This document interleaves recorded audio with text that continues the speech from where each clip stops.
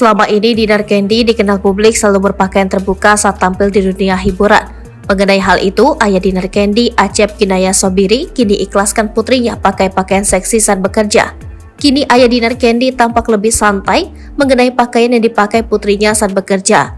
Rupanya sebelum sang ayah menerima, Dinar Candy sempat meminta keikhlasan dari ayahnya. "Aku sudah bilang, Bapak harus ikhlasin, harus didoain," kata Dinar Candy. Bukan tanpa alasan, Dinar Candy kerap mendapat stigma buruk ketika pergi bekerja untuk tur DJ. Kan kalau tur DJ ke luar negeri bakal, kalau dari segi budaya di kita kan kayak, wah ini si Dinar ngapain, ini agak shock kan?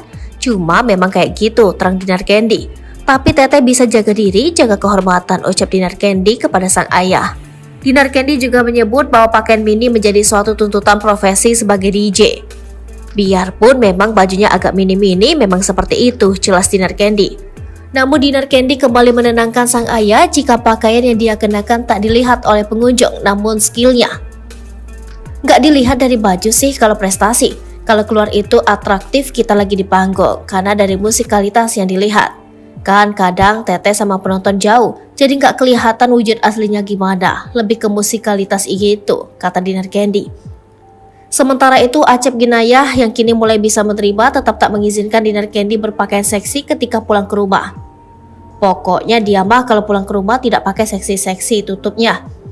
Seperti diketahui, pekerjaan Dinar Candy seolah kontras dengan status sang ayah yang merupakan guru ngaji. Meski pernah menentang cara berpakaian Dinar Candy ketika bekerja, namun sang ayah kini sudah menerima.